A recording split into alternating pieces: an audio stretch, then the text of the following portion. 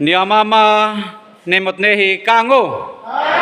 Ya, Bapak Mama semua saudara-saudari, Shalom. Mama sehat-sehat. Ya, Bapak Mama, saudara-saudari yang terkasih, hari ini dalam pembacaan kita Yohanes pasal 20 ayat 11 sampai 18, kita akan merenungkan firman Tuhan dalam tema Yesus memperbaharui praktik budaya yang tidak adil. Hari ini Bapak Mama di bulan Mei ini, Sinode Gemit menetapkan bulan Mei sebagai bulan budaya. Ya, sebagai bulan budaya. Oleh karena itu Bapak Mama, coba Bapak Mama lihat busana yang Bapak Mama pakai hari ini. Kira-kira Bapak Mama bisa lihat siapa yang tidak pakai pakaian adat dan siapa yang pakai pakaian adat. Kalau hari ini Bapak Mama yang tidak pakai pakaian adat, itu berarti dia adalah orang-orang Eropa. Ya, Bapak Mama. Tapi kalau hari ini yang pakai busana, dia adalah orang-orang Abui. Amin? Ya. Jadi orang tidak pakai itu memang dia orang Eropa. Abui itu kan orang gunung toh. Nah, kita dari gunung. Jadi yang ini hari tidak pakai busana dong dari Eropa. Kita yang pakai busana betul kita sadar bahwa Abui itu artinya orang gunung. Ya. Jadi Bapak Mama, saudara-saudari yang terkasih, budaya ini memang sangat penting. Ya. Tapi pertanyaan bagi kita adalah, benar kita pakai busana adat, tetapi bisakah kita tenun atau tidak? Kira-kira Mama ini bisa tenun atau tidak? Hanya beli saja. Ya. Memang benar Bapak Mama, kita pun adat ini ya batu lolong. Tapi Bapak Mama, kita ini kebanyakan tanda kutip itu HG. Tahu HG? Harap gampang saja, hanya mau beli saja. Sebenarnya Bapak Mama, kalau kita mau lestarikan budaya, yang namanya bilang kita ini dari sebagai orang Abui, orang gunung, maka kalau kita melestarikan budaya, salah satunya adalah kita harus bisa menenun. Di sekolah-sekolah sekarang ini ada mata pelajaran yang seni budaya. Seni budaya itu artinya ajar anak-anak juga untuk bisa menenun. Ya. Karena apa? Tenunan itu masing-masing punya falsafah kehidupan, ya. Punya makna kehidupan bagi orang Alor. Terkhususnya kita sebagai suku Abui yang tinggal di Alor Selatan. Berarti Bapak Mama, ini menjadi tugas kita di Desa Malepea untuk belajar menenun. Ya. Bapak Mama omong soal menenun itu, ada sirik jari Allah, ada sirik jari Allah dalam budaya.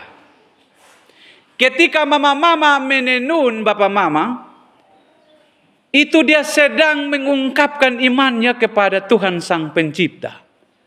Jadi ada sidik jari Allah dalam budaya, dalam tenunan batu lolong yang kita pakai. Tapi saya lihat hari ini Bapak Mama gado-gado.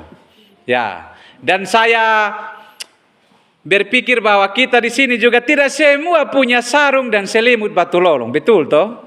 Tidak semua punya. Ya. Itu berarti bahwa kita harus beli di kiraman. Ya. Jadi memang repotnya kalau kita tidak tahu menun. Ya. Jadi Bapak Mama, kekasih-kekasih Tuhan dalam Yesus Kristus, kalau memang ada sidik jari Allah dalam budaya, dalam tenunan batu lolong, maka itu kesempatan untuk mama-mama menuangkan iman mereka melalui tenunan itu. Ya. Jadi bukan hanya kita pakai ketika kita pergi acara, kita pakai tenunan itu menjadi jual beli, tetapi secara iman Bapak Mama punya makna tersendiri, ya. Jadi kita harus menjaga budaya kita supaya jangan hilang, ya. Jangan hilang dari kita. Karena itu merupakan identitas kita. Jadi jangan melupakan identitas. Ya. Jadi jangan hanya pi merantau sedikit datang, aku nggak mau makan.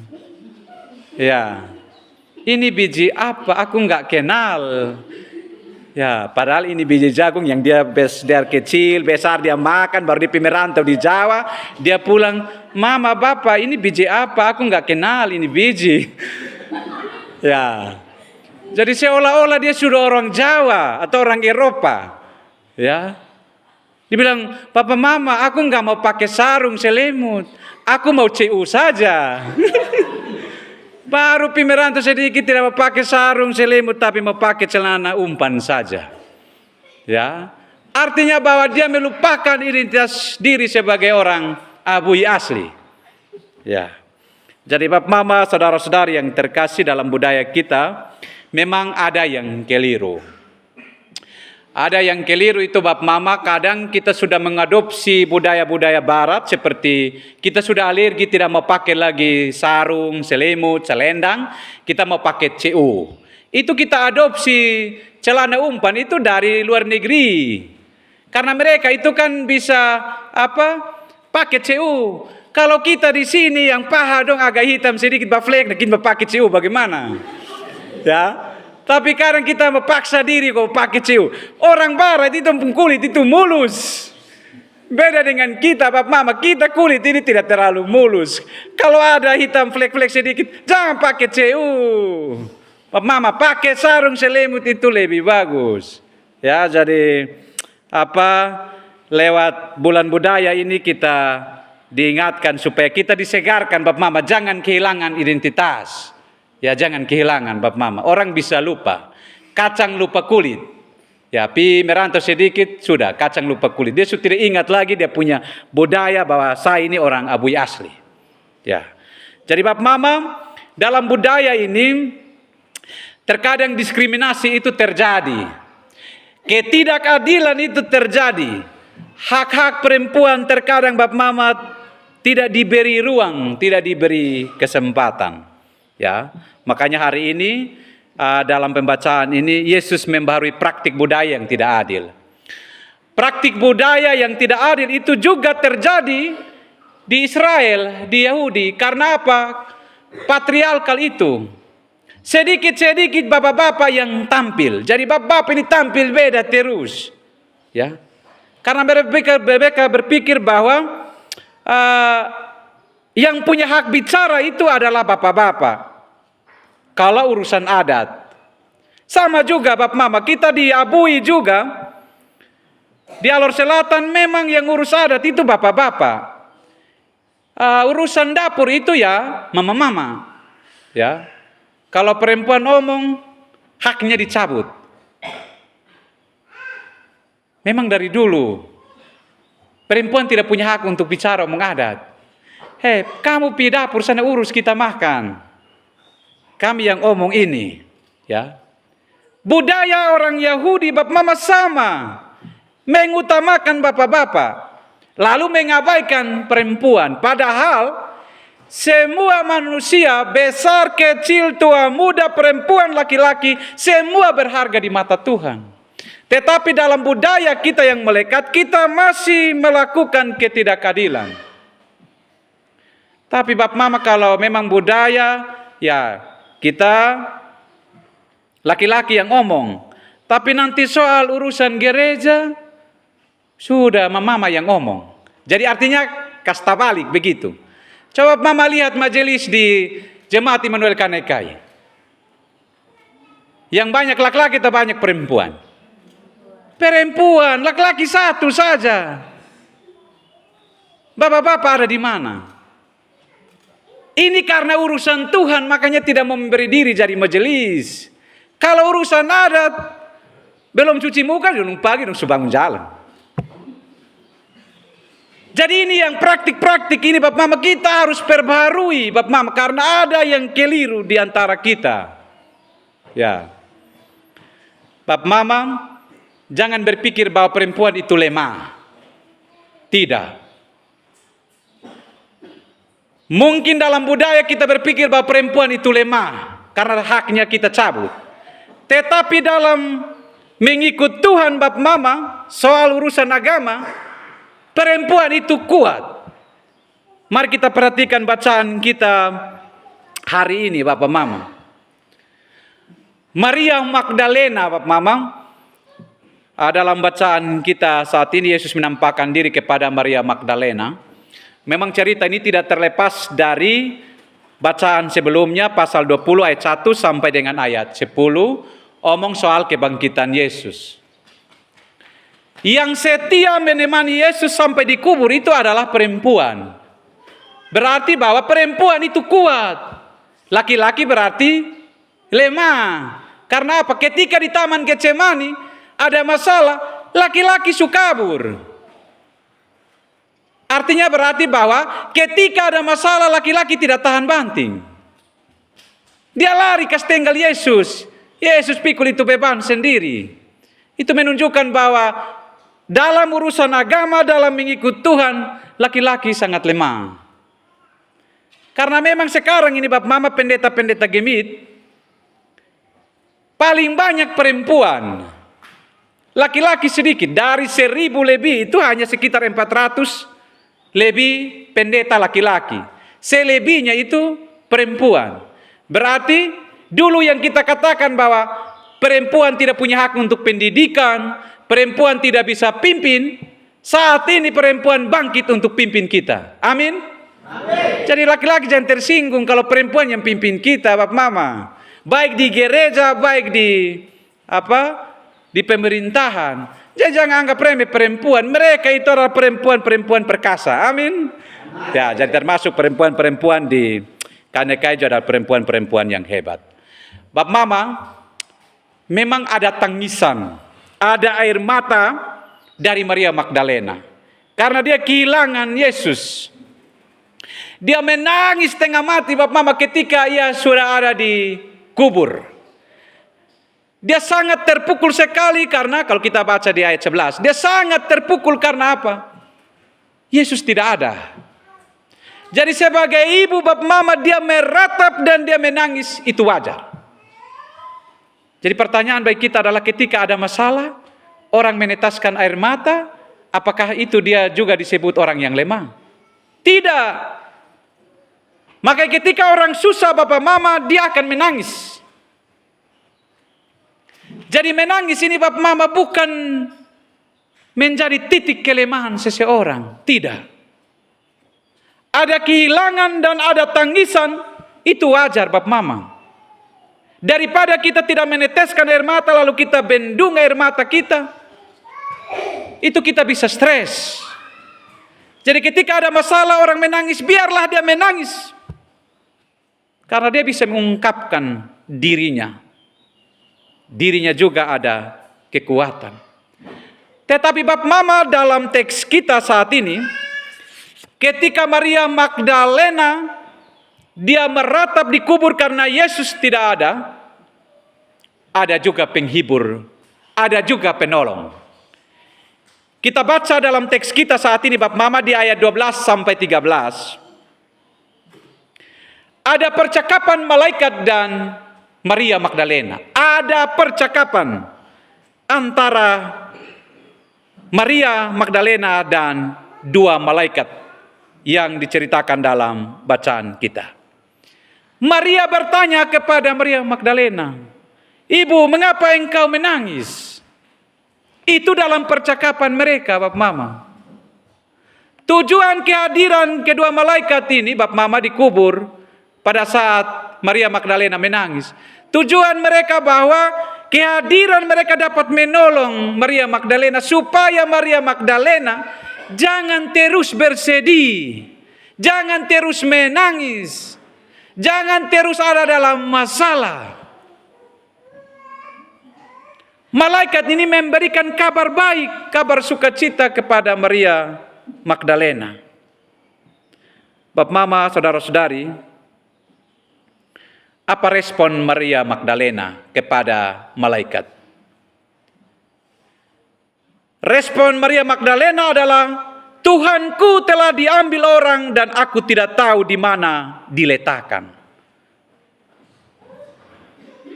Ibu Maria Magdalena pikir bahwa Yesus itu sudah dicuri. Yesus itu sudah diambil oleh orang lain. Jadi memang wajar Bapak Mama, kesedihan itu terus menerus ketika ada di Golgota sampai dikubur pun juga Maria menangis. Apalagi tambah lagi Yesus tidak ada, itu dia tambah menangis lagi, tambah sedih lagi.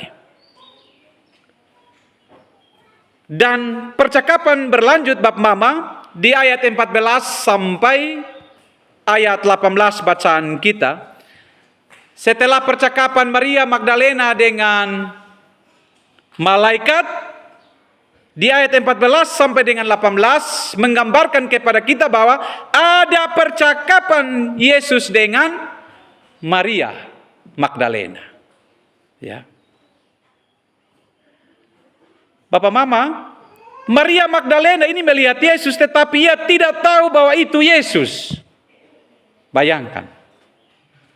Memang wajar Bapak Mama ketika dalam kesedihan, ketika dalam masalah, seolah-olah kita berpikir bahwa Yesus itu tidak ada sama-sama dengan kita. Kalau ada dalam masalah. Kalau ada dalam pergumulan berat Bapak Mama, seolah-olah kita berpikir bahwa Yesus itu tidak ada dengan kita. Padahal Allah itu bersama-sama dengan kita setiap waktu dan setiap saat. Memang cerita ini Bapak Mama karena apa? Maria Magdalena hidup dalam masalah berat. Sehingga ketika Yesus sudah hadir bersama-sama dengan dia, tapi dia masih berpikir bahwa Yesus itu tidak ada. Yesus itu sudah pergi jauh atau sudah diambil oleh orang. Itu memang wajar-wajar saja Bapak Mama. Lalu kemudian seorang anak menghampiri ibunya dan dia bertanya kepada Ibu Maria Magdalena. Pertanyaan yang sama seperti malaikat bertanya kepada Maria Magdalena. Ibu, mengapa engkau menangis? Siapa yang engkau cari? Itu dalam percakapan Yesus dengan Maria Magdalena. Dan sangka Maria Bapak Mama, dia juga belum yakin bahwa itu Yesus. Karena hidupnya diliputi dengan masalah. Akhirnya apa? Maria pikir yang berbicara dengan dia pada saat itu adalah penunggu taman. Ya. Dia tidak mengenal lagi siapakah itu Yesus. Karena masalah meliputinya. Makanya saya bilang, Bapak Mama, kalau ada masalah dalam rumah tangga, masalah dalam pekerjaan, masalah dalam pendidikan, kadang-kadang kita kecewa, kadang-kadang kita frustasi, dan kita berpikir bahwa Yesus sudah tidak ada dalam hidup kita. Apalagi kita berdoa, kita bergumul dan belum dijawab, kita berpikir Yesus itu sudah tidak mendengar kita pun doa lagi. Tidak Bapak Mama. Dan memang pergumulan ini dialami oleh Maria Magdalena Bapak Mama.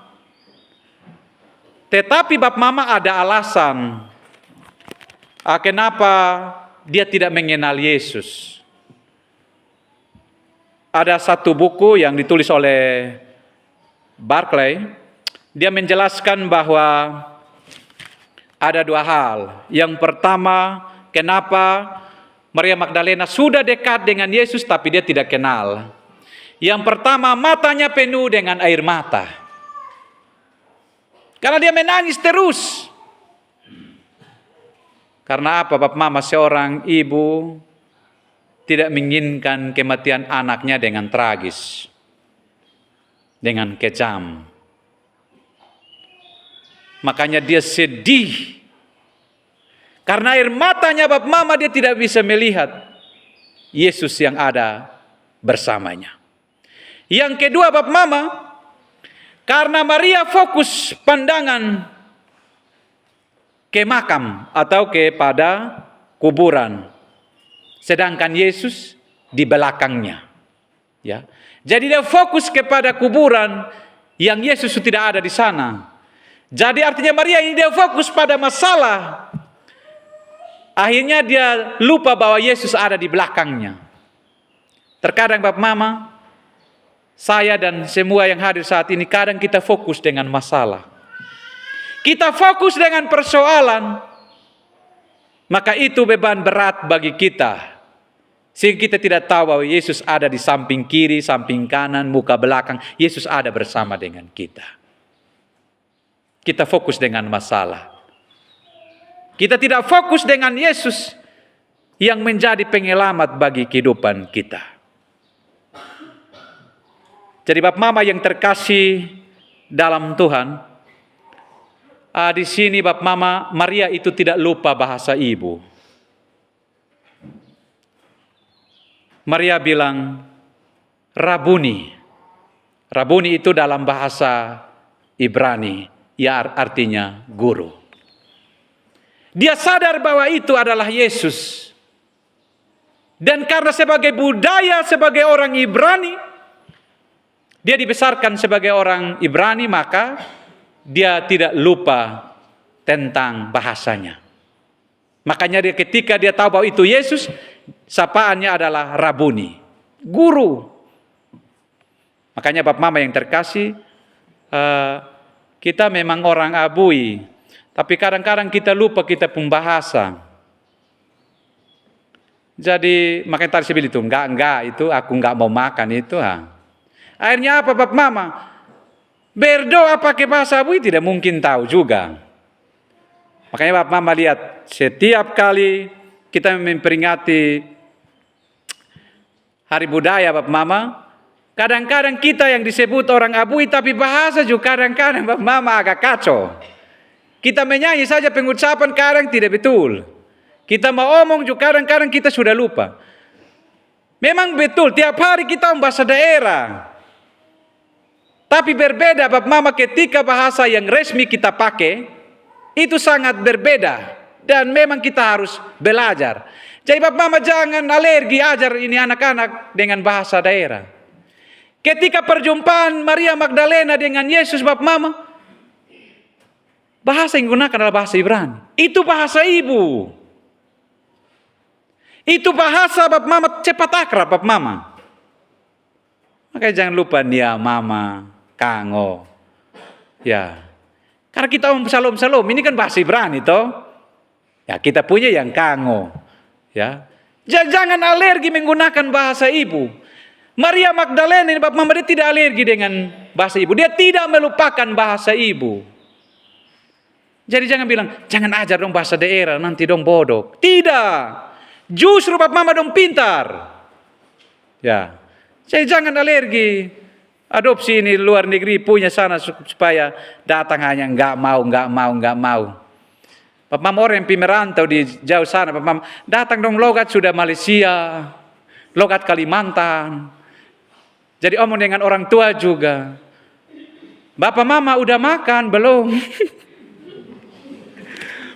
Ya memang baik juga Bapak Mama, tapi kita kehilangan budaya kita. Ya, jadi Bapak Mama, saudara-saudariku yang terkasih dalam Tuhan, dalam perjumpaan Yesus dengan Maria, Yesus mengutus Maria untuk mewartakan kebangkitannya kepada murid-murid yang lain. Terlebih murid-murid laki-laki. Karena laki-laki semua sudah hilang. Ya, mereka yang menyampaikan kabar sukacita, mereka yang menyampaikan kabar baik, tetapi kemudian mereka yang lari. Jadi ini memang berat Bapak Mama. Siapa yang bertahan seperti Maria Magdalena? Jadi Maria Magdalena ini Bapak Mama dia sebagai sosok perempuan, tetapi sosok perempuan yang hebat karena dia mendampingi Yesus itu total sampai pada kebangkitan. Itu perempuan yang hebat. Jadi saya yakin Bapak Mama ini perempuan-perempuan majelis, jemaat, ini adalah perempuan-perempuan yang hebat. Jadi kalau ada perempuan-perempuan yang lari dari pelayanan, itu dia sama dengan laki-laki yang lari meninggalkan Yesus dalam pelayanan. Tapi sini tidak ada ya Bapak Mama, semua perempuan-perempuan yang hebat. Dan maka kita mencari catatan baik kita adalah, laki-laki jangan pukul dada bahwa laki-laki yang paling hebat. Kalau cerita teks ini bahwa Maria yang hebat, dengan perempuan-perempuan lain yang disebutkan dalam bacaan-bacaan 3 Injil lainnya, Matius, Markus, dan Lukas. Jadi Bapak Mama, saudara-saudari, ada tugas yang disampaikan oleh Yesus kepada Maria Magdalena. Pergi. Jadi Bapak Mama pergi ini Bapak Mama untuk sampaikan kabar baik ini. Jangan duduk. Itu perintah Bapak Mama. Jangan duduk ke pangku kaki. Tetapi harus pergi menjadi saksi, sampaikan itu kabar sukacita kepada orang yang belum mengenal atau orang-orang yang masih ragu tentang kuasa Yesus. Ini tugas Maria. Jadi Maria yang sampaikan kepada murid-murid bahwa Yesus sudah bangkit. Jadi yang membawa kabar sukacita, kabar kebangkitan ini adalah Maria Magdalena, bukan laki-laki, tetapi perempuan. Dalam teks ini Bapak Mama, ada 3 hal. Yang pertama, kita belajar bahwa Maria Magdalena adalah seorang perempuan pemberani yang menjadi saksi pertama kebangkitan Yesus. Dia datang ke kubur, artinya bahwa dia berani keluar dari rumah. Kan biasanya dalam budaya kita, ada yang melarang istri tidak boleh keluar kemana-mana. Artinya dia seolah-olah istrinya seperti malaikat toh, jadi dia bilang, kamu hanya urus di dalam rumah saja, jangan keluar kemana-mana. Gereja juga jangan pergi. Layani saya. Urusan adat apalagi, jangan pergi, saya yang pergi. Hanya tahu di dalam rumah saja, supaya masak kasih saya. Jadi dia membatasi Bapak Mama. Tetapi dalam cerita ini bahwa Maria Magdalena itu dia keluar dari pagar itu. Dia datang ke kubur itu pagi-pagi. Jadi artinya bahwa perempuan yaitu Maria Magdalena, dia adalah orang pemberani Bapak Mama. Dia adalah perempuan tangguh. Dia mampu menerobos budaya. Dia keluar. Bahwa perempuan bukan hanya urusan di dapur, tetapi perempuan juga bisa menjadi pemimpin. Ya.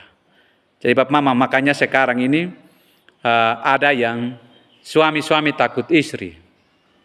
Ya, dulu kadang-kadang suami-suami yang jajah istri, tapi sekarang kadang-kadang istri-istri yang jajah suami. Karena dong juga oke barang juga oke jadi. Dong bilang jangan coba-coba, ini saya bang falungkulu nanti mati memang. Jadi jangan Bapak Mama, artinya bahwa jangan anggap remeh perempuan, biar mereka kelihatan lemah, tapi kadang-kadang bisa parang jumelayang di kita pun tubuh laki-laki juga. Jadi, tapi artinya bukan dalam arti berani untuk berbuat yang tidak baik, ya, berani untuk sama seperti Maria. Jadi budaya kita harus perbaharui, kita harus perbaiki, Bapak Mama. Jadi kita belajar dari kisah Maria Magdalena ini, kita harus belajar bahwa Maria berani menerobos pagar, bahwa perempuan bukan hanya dalam rumah, urusan rumah tangga, tetapi dalam pekerjaan, dalam mengikut Tuhan, dalam pelayanan, perempuan juga bisa. Yang kedua Bapak Mama, kesetiaan perempuan dalam mengikut Yesus. Kesetiaan perempuan ini Bapak Mama, makanya tadi saya bilang di Taman Getsemani laki-laki banyak yang lari, tetapi cerita tentang perempuan-perempuan yang mengikut Yesus dari Galilea sampai di Golgota yang mendampingi adalah perempuan-perempuan. Itu kesetiaan mereka dalam mengikut Tuhan.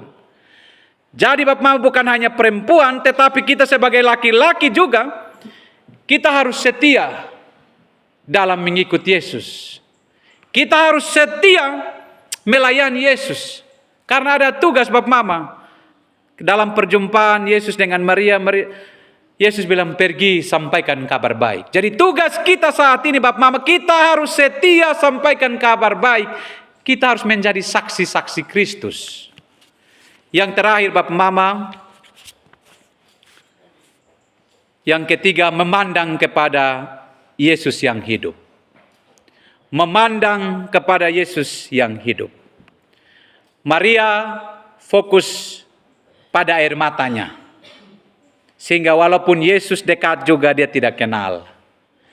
Kadang hidup kita juga demikian Bapak Mama, kita fokus dengan masalah. Kita tidak memandang kepada Yesus yang hidup itu. Sehingga dalam kehidupan kita terkadang kita menjalani dengan kekhawatiran. Terkadang dalam kehidupan kita menjalani dengan keraguan-raguan.